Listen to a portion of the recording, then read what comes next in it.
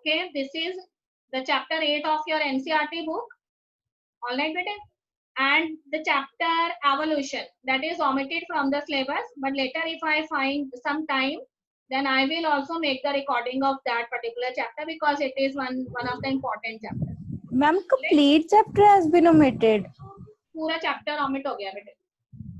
According to the revised syllabus, the full chapter is omitted. पर अगर हमें लगेगा हमारे पास टाइम होना है तो हमने एवोल्यूशन पढ़ लेना, because there are so many important laws in that chapter, Hardy Weinberg law and काफी कुछ है. So that should be the part of the pre-medical entrance exam later on. So we have to discuss that chapter also. All right. So today I am starting with this chapter, and that is human health and diseases. Okay, very simple chapter. What we are going to study in this chapter. तो इस chapter के अंदर हम पढ़ने वाले हैं. ठीक है. Health word जो है वो किसके लिए यूज किया गया है. ठीक है. What is the definition of health in narrow view and in broader view. ठीक है. हेल्थ हम किस चीज को मानते हैं कि कौन सा पर्सन जो है वो हेल्दी पर्सन है. Then we have study about the different type of diseases that are generally found in the human beings. ठीक है. This may be the infectious diseases or these may be the non infectious diseases.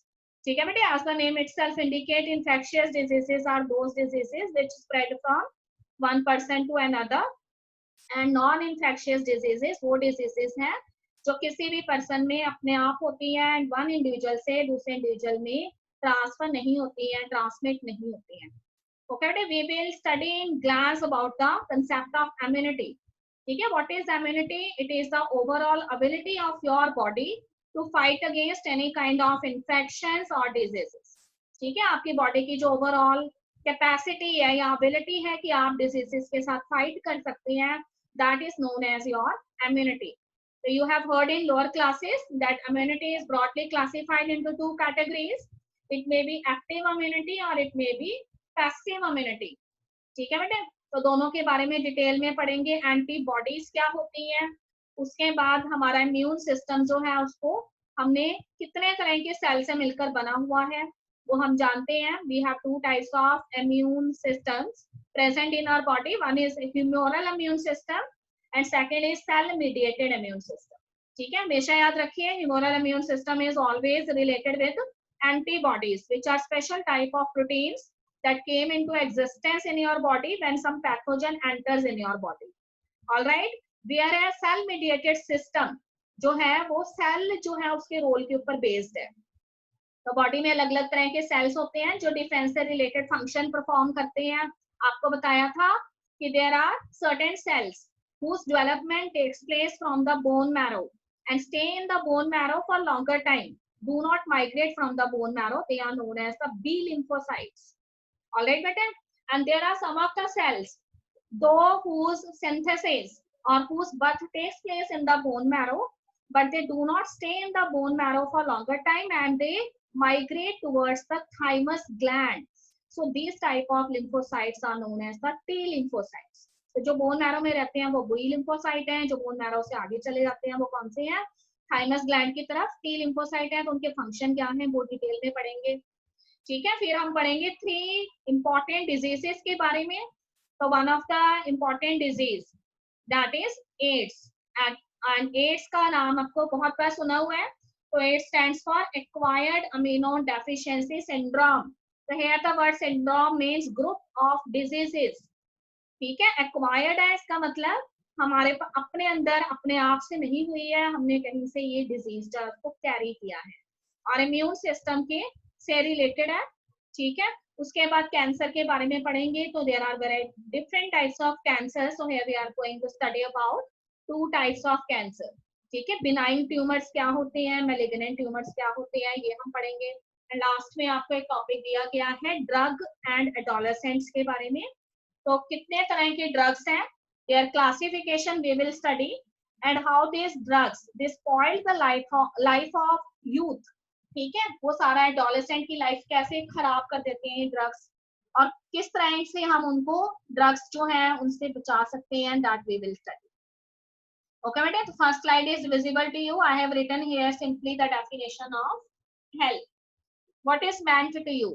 तो कहते हैं कि अगर हम simply word use करते हैं हेल्थ तो हमारे माइंड में एकदम से आता है कि health means absence of any kind of diseases और any kind of disorders. अगर हमें किसी तरह की कोई डिजीज नहीं है, ठीक है, किसी तरह के कोई डिसऑर्डर नहीं है, हम फिजिकली फिट हैं, तो हमें लगता है कि we are the healthy individuals, ठीक है. But if we take the term in a broader sense, then health means a complete physical, mental and social well being of an individual. ठीक है, पर्सन जो है वो फिजिकली भी healthy होना चाहिए, पर्सन जो है वो मेंटली भी हेल्दी होना चाहिए. मीन्स पर्सन में B free from any kind of mental stress, mental tension, depression you can say. And the person should also have a social rapport with the other persons who are living in their society. ठीक है, ऐसे नहीं है कि वो alone रहता है, अकेला रहता है, उसके कोई सोसाइटी के मेंबर्स के साथ हेल्दी रिलेशनशिप नहीं है, ठीक है, किसी फंक्शंस में उसका आना जाना नहीं है, किसी तरह की कोई इंटरेक्शंस नहीं है, सोशल इंटरेक्शंस नहीं है, then also we can not consider that person as a healthy individual. Okay बेटा. अब वो कहता है कि what is the boon for having a healthy individual to the nation. अगर हमारे नेशन में, हमारी कंट्री के अंदर सभी इंडिविजुअल्स जो है वो हेल्दी हैं, अच्छी हेल्थ रखते हैं, तो उसका क्या फायदा है कंट्री को. तो कहते हैं कि अगर हेल्दी पर्सन होंगे तो वो ज्यादा से ज्यादा वर्क करेंगे, and if they work hard, then this means they are increasing the productivity of the nation. ठीक है, they are contributing the nation in somehow, और इस तरह से कंट्री जो है उसमें प्रोडक्टिविटी इंक्रीज हो रही है, इकोनॉमिक प्रॉस्पेरिटी जो है कंट्री की बढ़ रही है. दूसरे शब्दों में क्या कह सकते हैं कि health it also increases the longevity of the people. लोगों का लाइफ स्पैन जो है वो इंक्रीज हो रहा है. ठीक है, तो before independence you know that there are so many cases of infant and maternal mortality. ठीक है, मेडिकल फैसिलिटीज एडवांस नहीं थी, तो कई बार जो है मदर जो है उसकी डेथ हो जाती थी ड्यूरिंग द प्रेगनेंसी और डिलीवरी केसेस, एंड कई बार न्यूली बॉर्न इन्फेंट जो है उनकी डेथ हो जाती थी. बट नाउ अब इंफ्रास्ट्रक्चर जो है मेडिकल फील्ड में हमारा अच्छे से डेवलप हो रखा है. We have so many facilities, so many health centres and hospitals are there in the rural as well as urban societies. तो उसकी वजह से कहते हैं कि लोगों की क्या बढ़ी है, लॉन्गिविटी जो है वो इंक्रीज हो गई है, लाइफ स्पैन इंक्रीज हुआ है. ओके बेटा. तो उसके बाद देखो what is given in the introduction. Before taking this methods to achieve health, I want to tell you what is given in the introduction. So there is a historical account that is given in the beginning of your chapter. ठीक है, तो उसमें उसने ये बताया हुआ है कि हेल्थ का जो कंसेप्ट है उसको सबसे पहले जो है किसने ऑब्जर्व किया, ग्रीक्स ने ऑब्जर्व किया. एंड हिपोक्रेट्स जो है उन्होंने भी हेल्थ के बारे में बताया है, और इंडियन आयुर्वेदिक सिस्टम जो है उसमें भी हेल्थ के बारे में काफी सारी नोशंस जो है वो दी गई.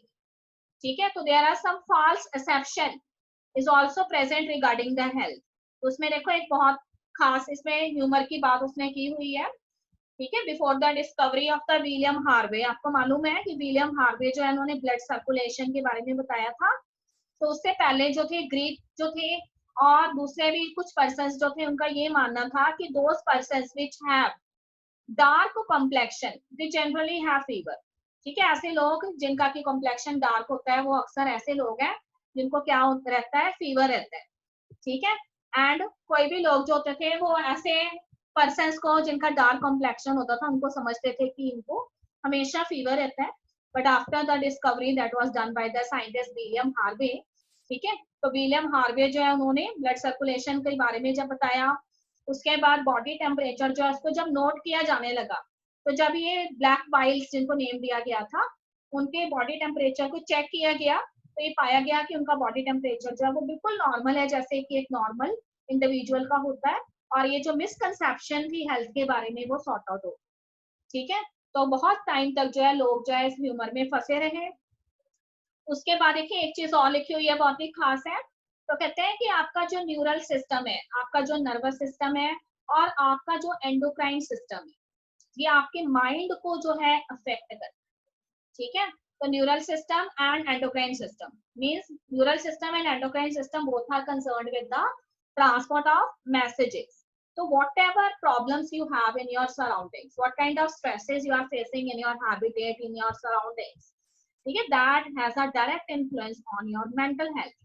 ठीक है, अगर आपकी सराउंडिंग्स जो है उसमें एक हैप्पी एनवायरनमेंट है, तो मैसेजेस भी आपके ब्रेन को कैसे कन्वे होंगे, हैप्पी कन्वे होंगे, और हैप्पीनेस से रिलेटेड हार्मोन्स जो है वो आपकी बॉडी जो है वो रिलीज करेगी, एंड आपका मूड जो है वो हैप्पी होगा इंस्टेड ऑफ फीलिंग सैड. तो मेंटल हेल्थ आपकी जो है वो आपका न्यूरल सिस्टम और एंडोक्राइन सिस्टम जो है वो डिसाइड करते हैं, ठीक है बेटे। फिर कहते हैं कि माइंड और मेंटल स्टेट जो है उसका डायरेक्ट कनेक्शन है।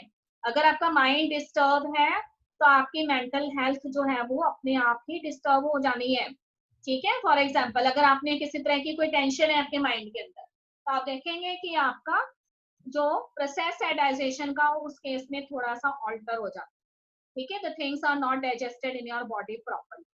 You have a feeling of full, आपको ऐसा लगता है कि मैंने बहुत कुछ खाया हुआ है, मुझे भूख नहीं है, इस तरह की फीलिंग्स आपके अंदर आने लगती हैं। तो माइंड जो है वो आपका किस तरीके से एक्ट करता है वही डिसाइड करता है कि आपकी मेंटल हेल्दी आप रहेंगे या नहीं रहेंगे, ओके बेटा। फिर कहते हैं कि there are different type of disorders, ठीक है, that you generally met in your life. For example genetic disorder, कुछ ऐसे डिजीजेस हैं, कुछ ऐसे डिसऑर्डर्स हैं जो कि आपको अपने आप ही अपने पेरेंट्स से मिल गए हुए हैं, ठीक है। जीन्स जो है उन्होंने ये डिसऑर्डर आपके पेरेंट्स से आपके अंदर ले आए हैं। तो इस तरह के डिसऑर्डर्स जो है वो बाय बर्थ होते हैं, ठीक है। तो उसके बाद उनका ट्रीटमेंट जो है वो काफी हमारे लिए प्रॉब्लमेटिक रहता है, पर आज की एज में हम जेनेटिक डिसऑर्डर्स को भी सक्सेसफुली ट्रीट कर सकते हैं, ठीक है। कुछ इन्फेक्शियस डिसऑर्डर्स हो सकते हैं, ठीक है। आपको वो डिजीज नहीं थी but when you come in contact with other person, तो अदर पर्सन से वो डिजीज आपको हो गई है। फॉर एग्जांपल कॉमन कोल्ड है, ऑलराइट। तो घर में अगर किसी को कॉमन कोल्ड हो रखा है, आप पूरी कोशिश करेंगे कि आप उसके कांटेक्ट में ना आए, but you know that that person has touched so many things that you are also using in your house, and when accidentally you come in contact with those things, तो ऑटोमेटिकली आपको भी क्या हो जाएगा, कुछ दिनों बाद कोल्ड हो जाए, ठीक है। तो इन्फेक्शियस डिजीजेस जो आप नहीं चाहते हैं पर फिर भी आपके अंदर आ जाती है, ओके बेटे। फिर कहते हैं कि what kind of lifestyle you have, ठीक है।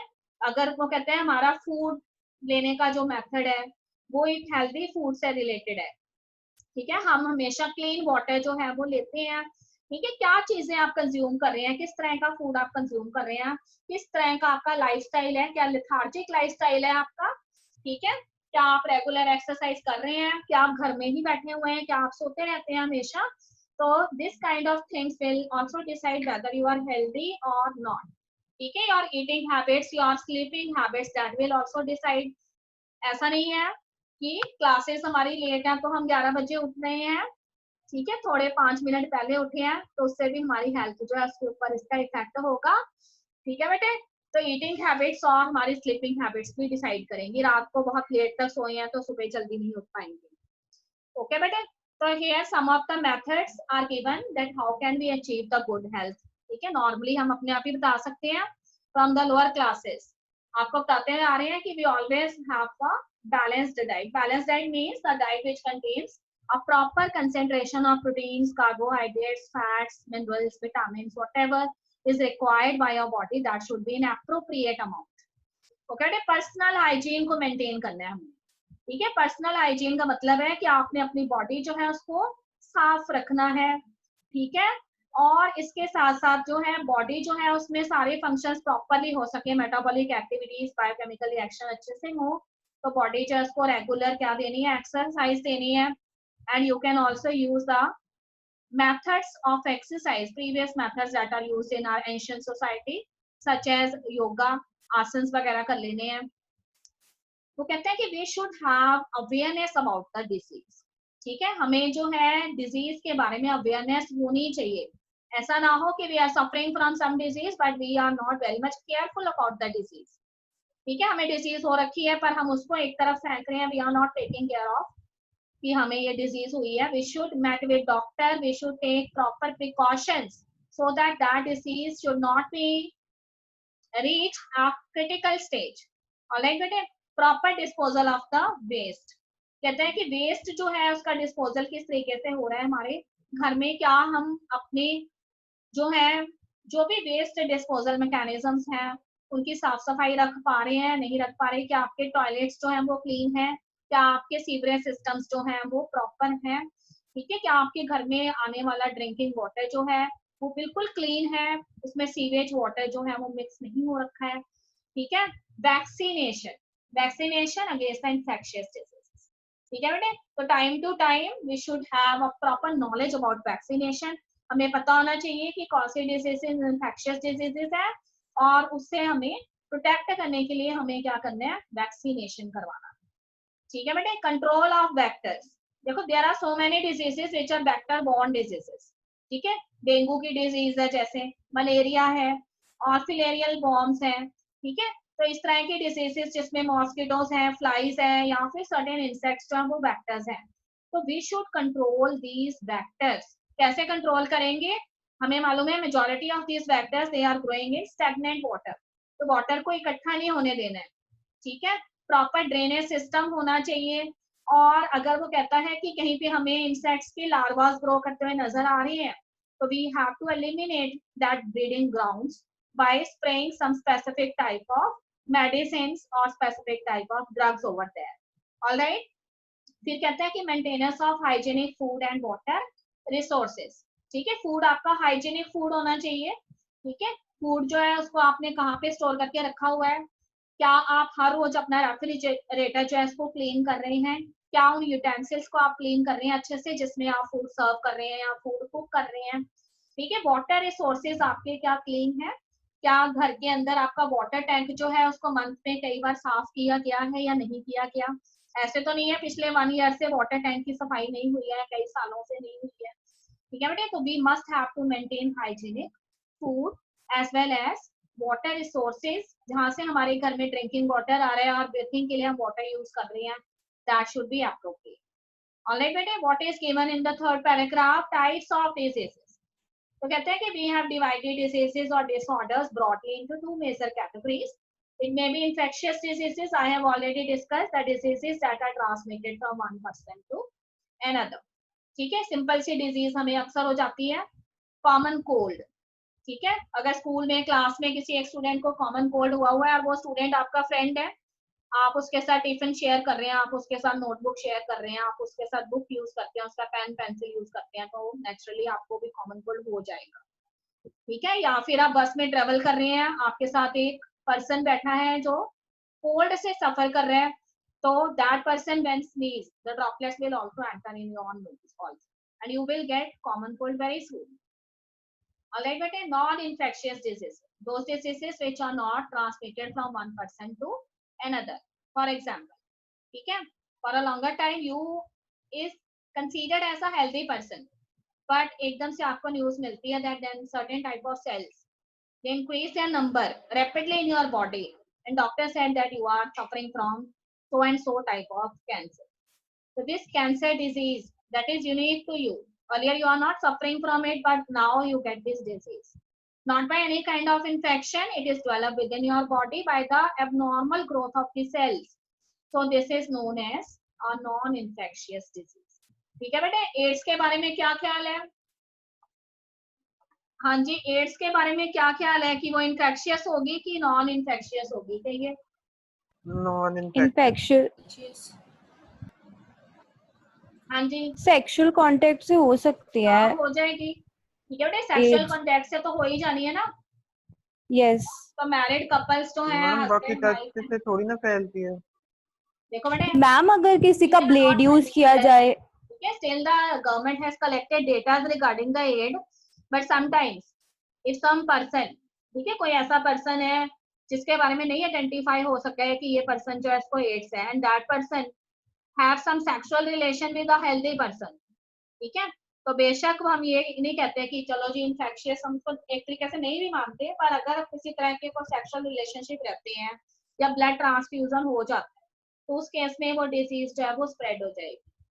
ठीक है, तो हम उसको इन्फेक्शियस के साथ उसका ज्यादा रिलेशन लेंगे as compare to non infectious. वो चीज अलग है कि हम कहते हैं कि टच से नहीं होता या किसी भी तरीके से नहीं होता, पर बॉडी फ्लूइड्स के मिलने से तो होता ही है ना।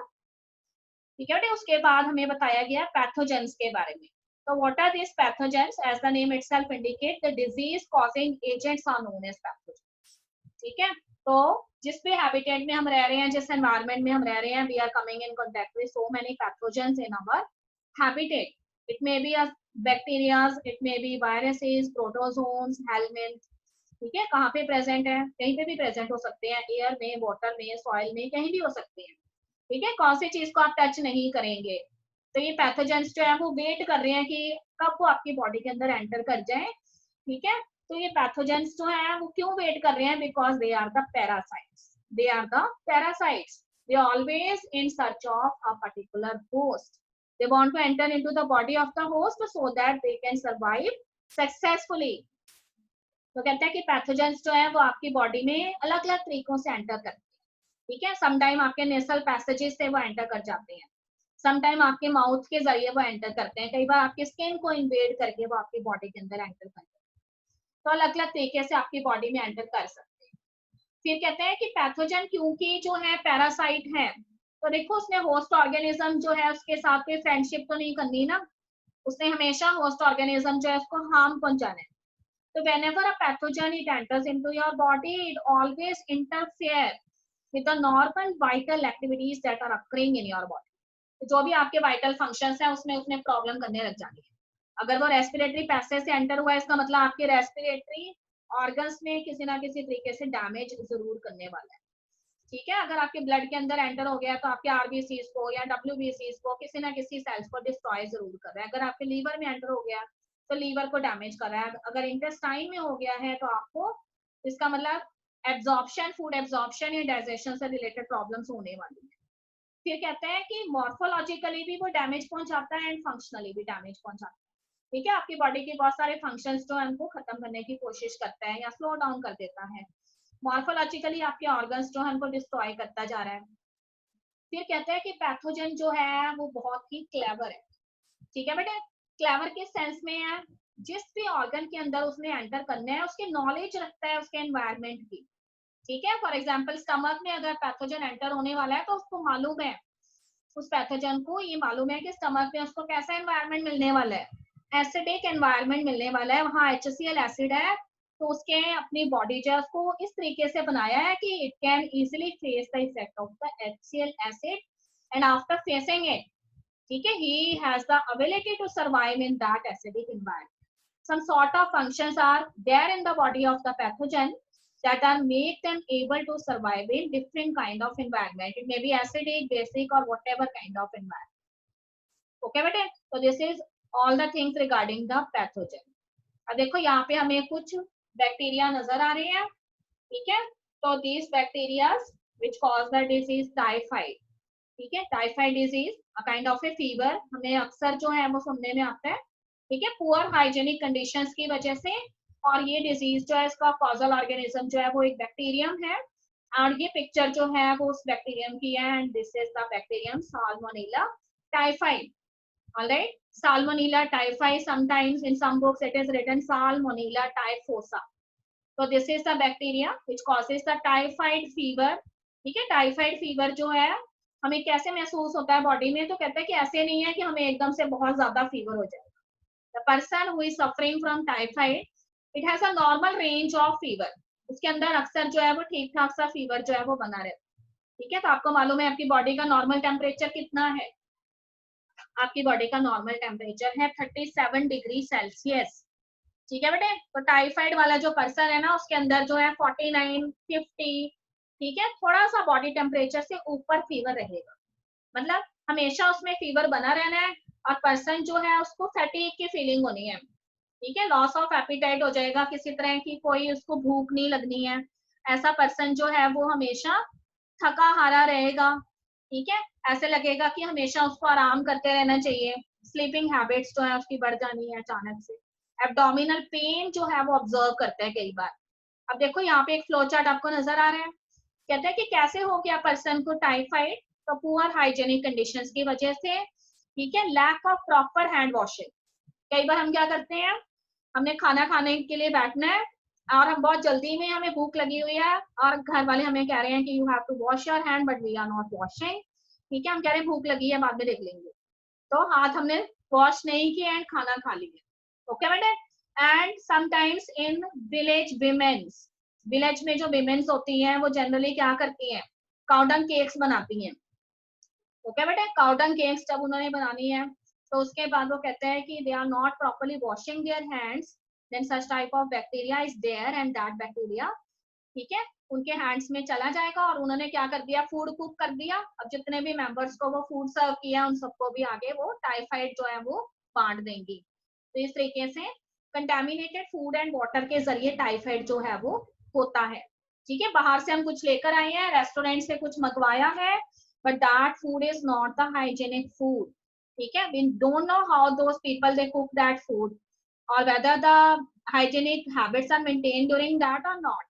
तो उस तरीके से वो फूड जो है कंटामिनेटेड हो सकता है या फिर वाटर कंटामिनेटेड हो सकता है। ठीक है, उस केस में टाइफाइड जो है वो आपके अंदर आ जाएगा, बेशक आप अपने घर में बहुत ही सफाई से रह रहे हैं। ऑलराइट बेटे, फिर कहते हैं कि एसिड टॉलरेंस जीन्स जो है इसके अंदर रहते हैं, allow for safe passage through the stomach. ठीक है, तो वैसे तो पता है हमें कि स्टमक के अंदर HCl एसिड है, पर बैक्टीरियम बहुत चालाक है यहाँ पर, उसके अंदर खास तरह के एसिड टॉलरेंस जीन्स है, तो इजीली वो आपके फूड के जरिए आपके स्टमक में भी चला जाता है, आराम से रहता है वहां पर, और उसके बाद स्टमक में से भी पास होके बड़े आराम से it enters into your intestine and causing the eroding of the intestine. Intestine के सेल्स जो उनको क्या करने लग जाता है, डिस्ट्रॉय करने लग जाता है, तो इन्फ्लामेशन हो जाती है सेल्स की। ठीक है, और इन्फ्लामेशन की वजह से डायरिया जो है वो अपीयर हो जाता है। ओके बेटे, यहाँ तक क्लियर है सभी स्टूडेंट्स को? Yes, Yes, ma'am. ma'am.